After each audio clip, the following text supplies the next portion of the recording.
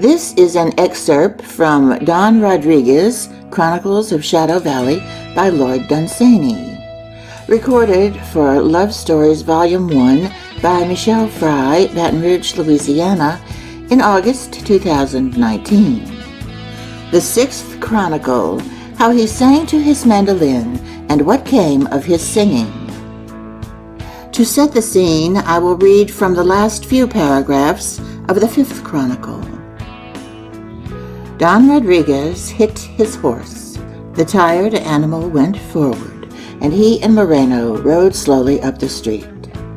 Donna Serafina of the Valley of Dawnlight had left the heat of the room that looked on the fields and into which the sun had all day been streaming, and had gone at sunset to sit in the balcony that looked along the street.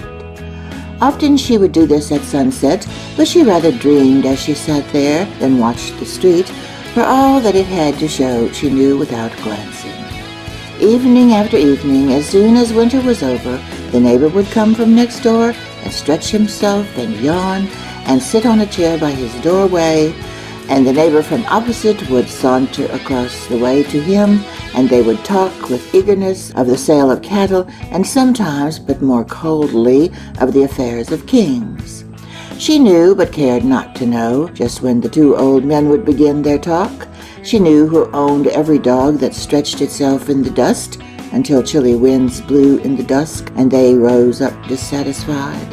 She knew the affairs of that street like an old lesson taught drearily, and her thoughts went far away to vales of an imagination where they met with many another maiden fancy, and they all danced there together through the long twilight in spring. And then her mother would come and warn her that the evening grew cold, and Serafina would turn from the mystery of evening into the house and the candlelight. This was so, evening after evening, all through spring and summer, for 2 long years of her youth. And then, this evening, just as the two old neighbors began to discuss whether or not the subjugation of the entire world by Spain would be for its benefit, just as one of the dogs in the road was rising slowly to shake itself, neighbors and dogs all raised their heads to look, and there was Rodriguez riding down the street, and Moreno coming behind him. When Serafina saw this, she brought her eyes back from dreams, for she dreamed not so deeply but that the cloak and plume of Rodriguez found some place upon the boundaries of her daydream. When she saw the way he sat in his horse and how he carried his head, she let her eyes flash for a little moment along the street from her balcony. And if some critical reader asks how she did it, I answer, "My good sir, I can't tell you, because I don't know." Or, "My dear lady, what a question to ask! And where she learned to do it, I cannot think, but nothing was easier." And then she smiled to think that she had done the very thing that her mother had warned her there was danger in doing. "Serafina," her mother said in that moment at the large window, "the evening grows cold. It might be dangerous to stay there longer." And Serafina entered the house as she had done at the coming of dusk on many an evening. Rodriguez missed as much as that flash of her eyes shot from below the darkness of her hair, as youth in its first glory and freedom misses. For at the point on the road called life at which Rodriguez was then, one is high on a crag above the promontories of watchmen, lower only than the peaks of the prophets from which to see such things. Yet it did not need youth to notice Serafina. Beggars had blessed her for the poise of her head. She turned that head a little as she went between the windows, till Rodriguez, gazing up to her, saw the fair shape of her neck, and almost in that moment the last of daylight died. The windows shut, and Rodriguez rode on with Moreno to find the forge that was kept by Fernandez the smith. And presently they came to the village forge, a cottage with huge high roof, whose beams were safe from sparks, and its fire was glowing redly in the moonlight through the wide door made for horses, although there seemed no work to be done, and a man with a swart mustache was piling more logs on. Over the door was burned in oak in ungainly great letters, "Fernandez." "For whom do you seek, senor?" he said to Rodriguez, who had halted before him with his horse's nose inside the doorway, sniffing. "I look," he said, "for him who is not Fernandez." "I am he," said the man by the fire. Rodriguez questioned no further, but dismounted and bade Moreno to lead the horses in. "Farewell," he said to the smith that was not Fernandez, and with a pat for his horse he left it, having obtained a promise of oats. And so Rodriguez and Moreno went on foot again, Moreno elated in spite of fatigue and pain, rejoicing to feel the earth once more flat under the soles of his feet, Rodriguez a little humbled. And now we move on to the 6th Chronicle, how he sang to his mandolin and what came of his singing. They walked back slowly in silence up the street down which they had ridden. Earth darkened, the moon grew brighter, and Rodriguez, gazing at the pale golden disk, began to wonder who dwelt in the lunar valleys and what message, if folks were there, they had for our peoples, and in what language such message could ever be, and how it could fare across the limpid remoteness that wafted light on the coasts of earth and lapped in silence on the lunar shores. As he wandered, he thought of his mandolin. "Moreno," he said, "buy bacon." Moreno's eyes brightened, for they were 45 miles from the hills on which they had last tasted bacon. He selected his house with a glance, and then he was gone. And Rodriguez reflected too late that he had forgotten to tell Moreno where he should find him. And this with night coming on in the strange village. Scarcely, Rodriguez reflected, he knew where he was going himself. Yet if old tunes lurking in its hollows, echoing though imperceptibly from long-faded evenings, gave the mandolin any knowledge of human affairs that other inanimate things cannot possess, the mandolin knew. Let us in fancy call up the shade of Moreno from that far generation. Let us ask him where Rodriguez is going. Those blue eyes, dim with the distance over which our fancy has called them, look in our eyes with wonder. "I do not know," he says, "where Don Rodriguez is going. My master did not tell me." Did he notice nothing as they rode by the balcony? "Nothing," Moreno answers, "except my master riding." We may let Moreno's shade drift hence again, for we shall discover nothing. Nor is this an age to which to call back spirits. Rodriguez strolled slowly on the deep dust of that street, as though wondering all the while where he should go, and soon he and his mandolin were below that very balcony, whereon he had seen the white neck of Serafina gleam with the last of daylight. And now the spells of the moon charmed earth with their full power. The balcony was empty. How should it have been otherwise? And yet Rodriguez grieved, for between the vision that had drawn his footsteps and that bare balcony below shuttered windows was the difference between a haven sought over leagues of sea and sheer uncharted cliff. It brought a wistfulness into the music he played, and a melancholy that was all new to Rodriguez. Yet often and often before had that mandolin sent up through evening, against unheeding space, that cry that man cannot utter. For the spirit of man needs a mandolin as a comrade to face the verdict of the chilly stars, as he needs a bulldog for more mundane things. Soon, out of the depth of that stout old mandolin, in which so many human sorrows had spun tunes out of themselves, as the spiders spin misty gray webs, till it was haunted with music, soon the old cry went up to the stars again, a thread of supplication spun of the matter which else were distilled in tears, beseeching it knew not what. And but that fate is deaf, all that man asks in music had been granted then. What sorrows had Rodriguez known in his life that he made so sad a melody? I know not. It was the mandolin. When the mandolin was made, it knew at once all the sorrows of man, and all the old unnamed longings that none defines. It knew them as a dog knows the alliance that its forefathers made with man. A mandolin weeps the tears that its master cannot shed, or utters the prayers that are deeper than its master's lips can draw. as a dog will fight for his master with teeth that are longer than man's. And if the moonlight streamed on untroubled, and though fate was deaf, yet beauty of those fresh strains going starward from under his fingers touched at least the heart of Rodriguez, and gilded his dreams, and gave to his thoughts a mournful autumnal glory, until he sang all newly as he never had sung before, with a limpid voice along the edge of tears, a love song old as the woods of his father's valleys, at whose edge he had heard it once drift through the evening. And as he played and sang with his young soul in the music, he fancied, and why not, if they care aught for our souls in heaven, he fancied the angels putting their hands each one on a star and leaning out of heaven through the constellations to listen. "A vile song, Signor, and a vile tune with it," said a voice quite close.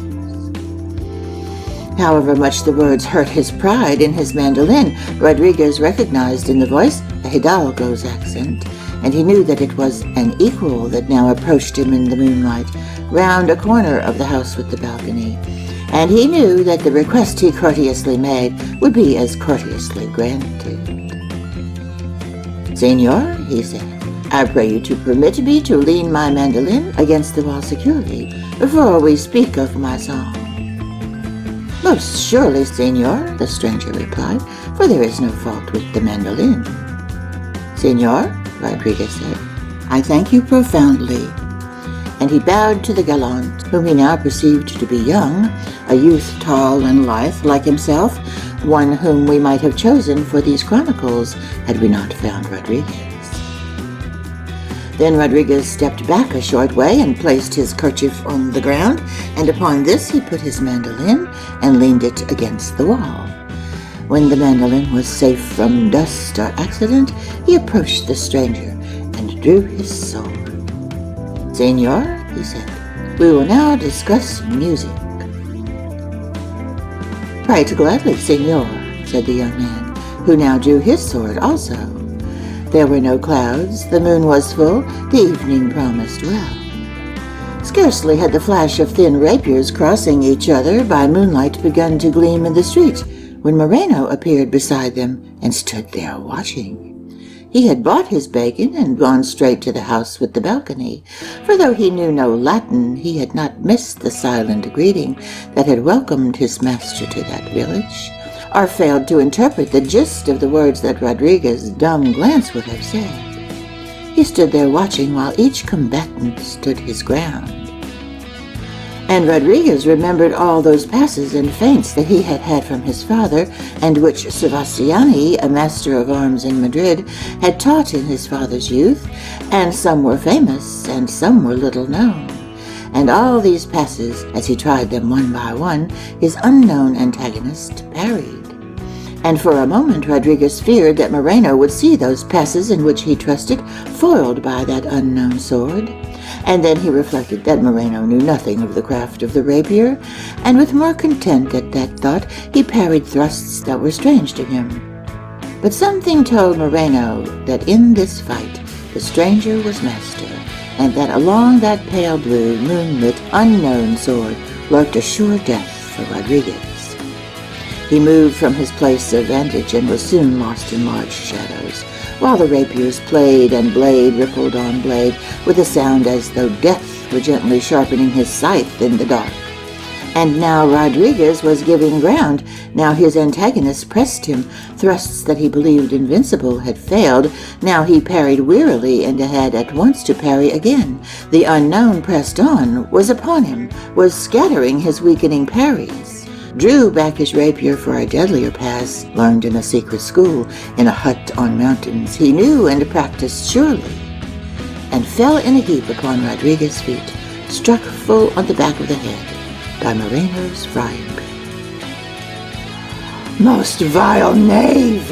shouted Rodriguez as he saw Moreno before him with his frying pan in his hand, and with something of the stupid expression that you see on the face of a dog that has done some foolish thing which it thinks will delight its master. "Master, I am your servant," said Moreno. "Vile, miserable knave!" replied Rodriguez. "Master," Moreno said plaintively, "shall I see to your comforts, your food, and not to your life?" "Silence!" thundered Rodriguez as he stooped anxiously to his antagonist, who was not unconscious but only very giddy, and who now rose to his feet with the help of Rodriguez. "Alas, Senor," said Rodriguez, "the foul knave is my servant. He shall be flogged, he shall be flayed, his vile flesh shall be cut off him. Does the hurt pain you, Senor? Sit and rest while I beat the knave, and then we will continue our meeting." And he ran to his kerchief on which rested his mandolin and laid it upon the dust for the stranger. "No, no," said he, "my head clears again. It is nothing." "But rest, Senor, rest," said Rodriguez. "It is always well to rest before an encounter. Rest while I punish the knave." And he led him to where the kerchief lay on the ground. "Let me see the hurt, Senor," he continued, and the stranger removed his plumed hat as Rodriguez compelled him to sit down. He straightened out the hat as he sat, and the hurt was shown to be of no great consequence.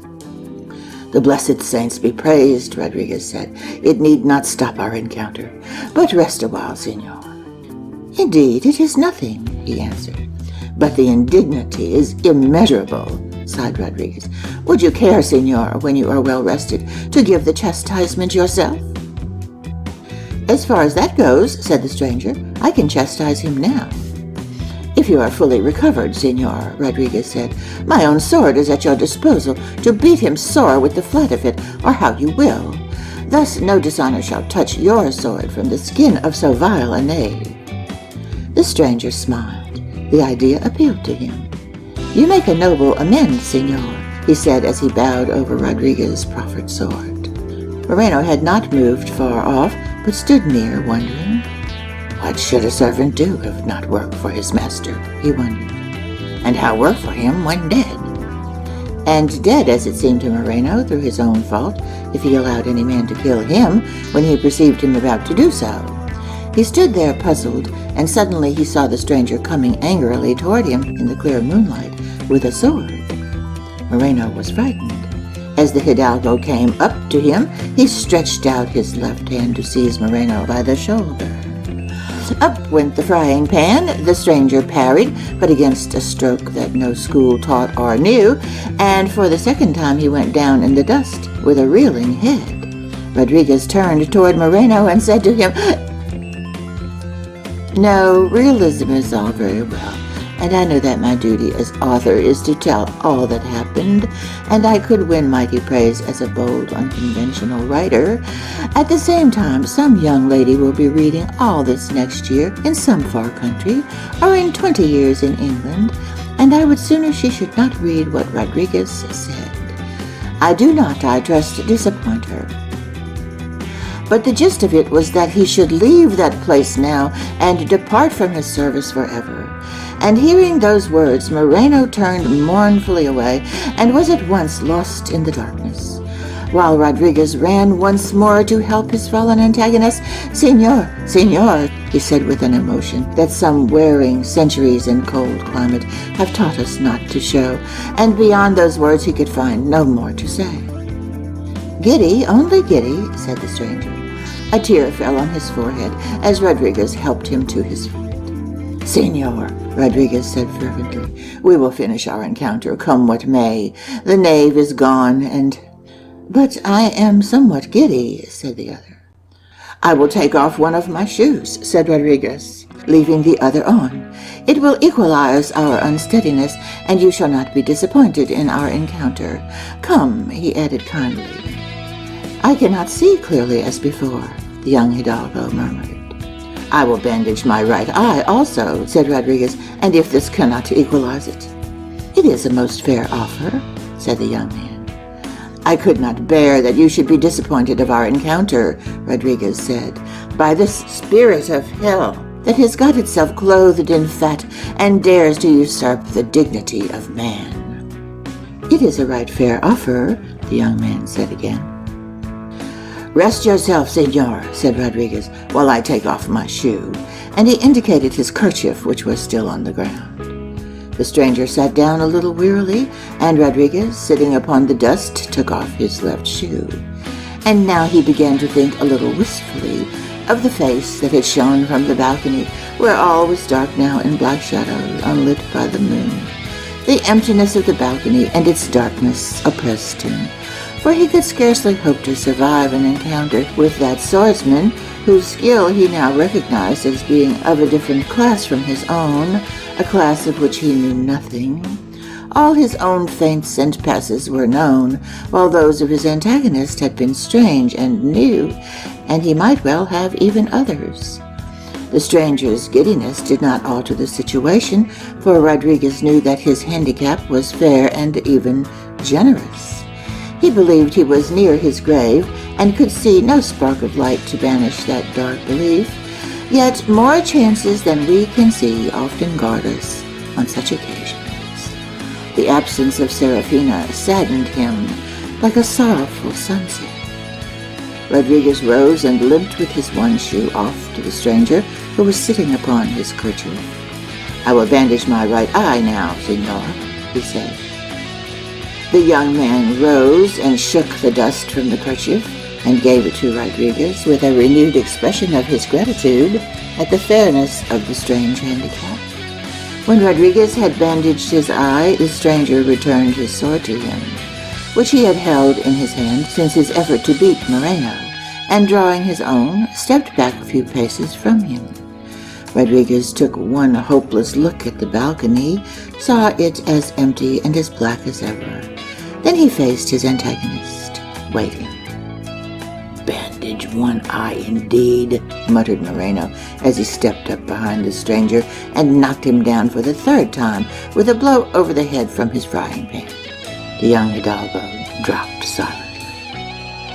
Rodriguez uttered one scream of anger and rushed at Moreno with his sword. Moreno had already started to run, and knowing well that he was running for his life, he kept for a while the start that he had of the rapier. Rodriguez knew that no plump man of over 40 could last against his lithe speed long. He saw Moreno clearly before him, then lost sight of him for a moment and ran confidently on, pursuing. He ran on, and at last he recognized that Moreno had slipped into the darkness, which lies always so near to the moonlight, and was not in front of him at all.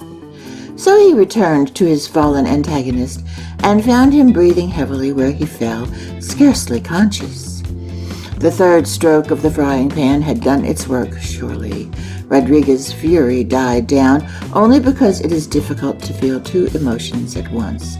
It died down as pity took its place, though every now and then it would suddenly flare and fall again. He returned his sword and lifted the young hidalgo, and carried him to the door of the house under which they had fought. With one fist he beat on the door without putting the hurt man down, and continued to hit it until steps were heard and bolts began to grumble as though disturbed too early from their rusty sleep in stone sockets. The door of the house with the balcony was opened by a servant who, when he saw who it was that Rodriguez carried, fled into the house in alarm as one who runs with bad news.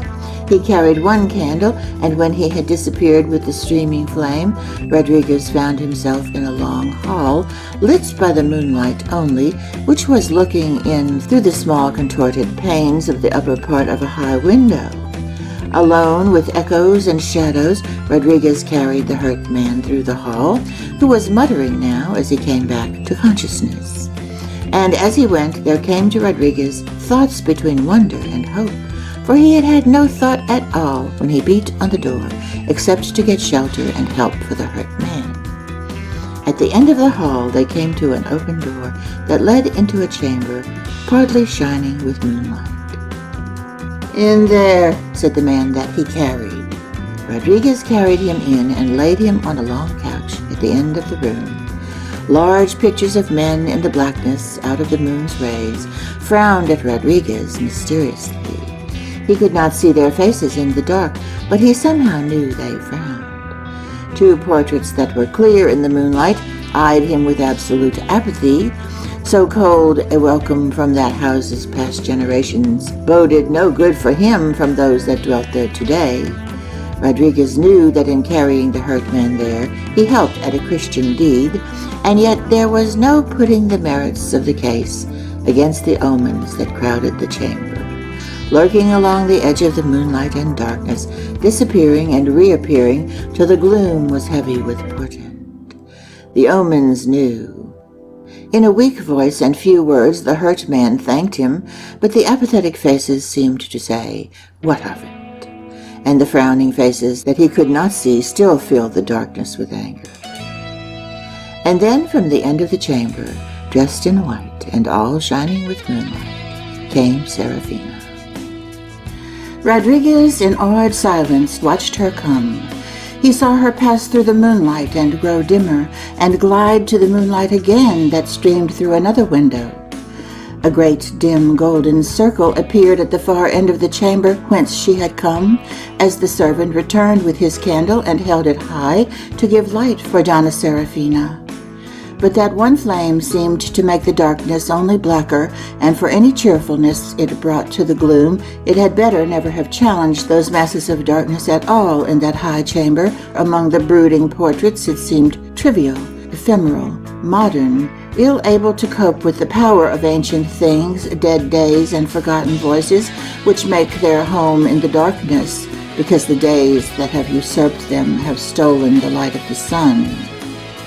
And there the man stood, holding his candle high, and the rays of the moon became more magical still beside that little mundane flickering thing. And Seraphina was moving through the moonlight as though its rays were her sisters, which she met noiselessly and brightly upon some island, as it seemed to Rodriguez, beyond the coasts of earth. So quietly and so brightly did her slender figure move, and so aloof from him appeared her eyes. And there came on Rodriguez that feeling that some deride and that others explain away, the feeling of which romance is mainly made, and which is the aim and goal of all the earth. And his love for Seraphina seemed to him not only to be an event in his life, but to have some part in veiled and shadowy destinies, and to have the blessing of most distant days. Gray beards seemed to look out of graves in forgotten places to wag approval. Hands seemed to beckon to him out of far future times, where faces were smiling quietly and dreaming on further still. This vast approval that gave benediction to his heart's youthful fancy seemed to widen and widen, like the gold of a summer's evening, or the humming of bees in summer in endless rows of limes, until it became a part of the story of man. Spring days of his earliest memories seemed to have their part in it, as well as wonderful evenings of days that were yet to be, till his love of Seraphina was one with the fate of the earth, and wandering far on their courses, he knew that the stars blessed it. But Seraphina went up to the man on the couch with no look for Rodriguez. With no look for Rodriguez, she bent over the stricken hidalgo. He raised himself a little on one elbow. "It is nothing," he said, "Seraphina." Still she bent over him. He laid his head down again, but now with open and undimmed eyes. She put her hand to his forehead. She spoke in a low voice to him. She lavished upon him sympathy for which Rodriguez would have offered his head to swords, and all, thought Rodriguez, for 3 blows from a knave's frying pan. And his anger against Moreno flared up again fiercely. Then there came another thought to him out of the shadows, where Seraphina was standing all white, a figure of solace. Who was this man who so mysteriously blended with the other unknown things that haunted the gloom of that chamber? Why had he fought him at night? What was he to Seraphina? Thoughts crowded up to him from the interior of the darkness, somber and foreboding as the shadows that nursed them. He stood there, never daring to speak to Seraphina, looking for permission to speak, such as a glance might give, and no glance came. And now, as though soothed by her beauty, the hurt man closed his eyes. Seraphina stood beside him, anxious and silent, gleaming in that dim place. The servant at the far end of the chamber still held his one candle high, as though some light of earth were needed against the fantastic moon, which, if unopposed, would give everything over to magic. Rodriguez stood there, scarcely breathing. All was silent. And then through the door by which Serafina had come, past that lonely golden moon-defying candle, all down the long room across moonlight and blackness, came the lady of the house, Serafina's mother.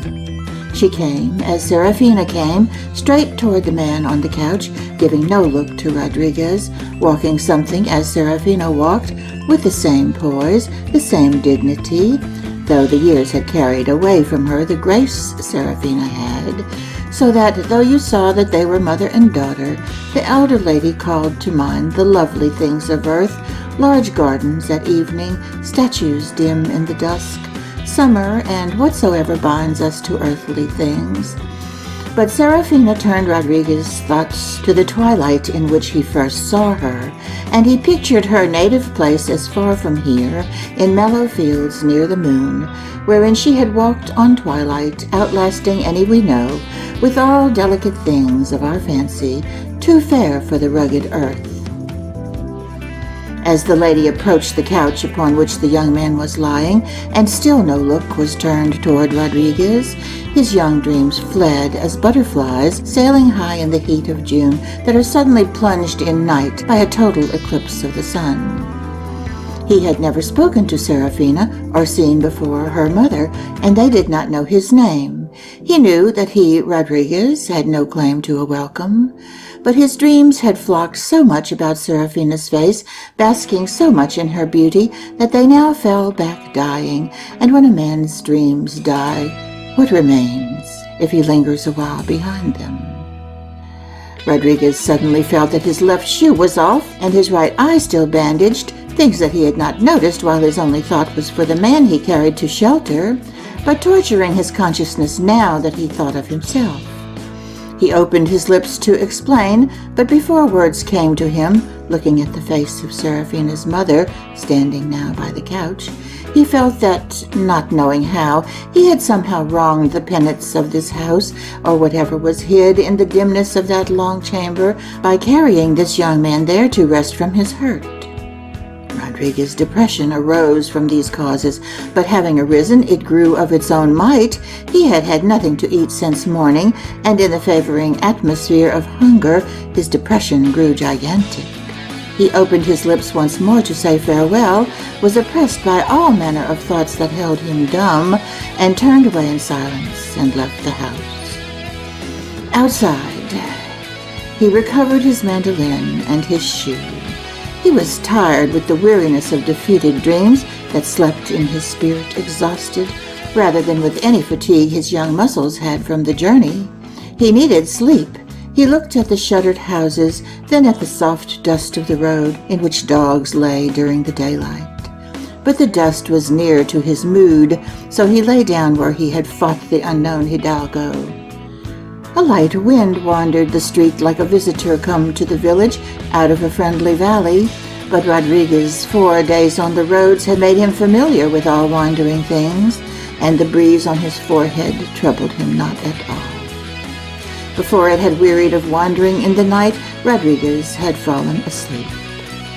Just by the edge of sleep, upon which side he knew not, he heard the window of the balcony creak, and looked up wide awake all in a moment.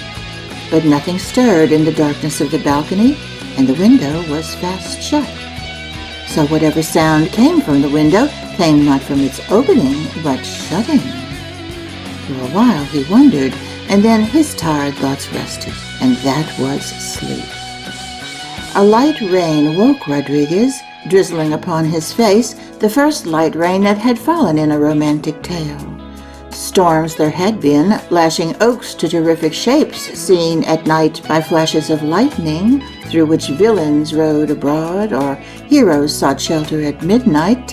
Hurricanes there had been, flapping huge cloaks, fierce hail and copious snow, but until now no drizzle. It was morning. Dawn was old and pale and gray and unhappy. The balcony above him, still empty, scarcely even held romance now. Rain dripped from it sadly.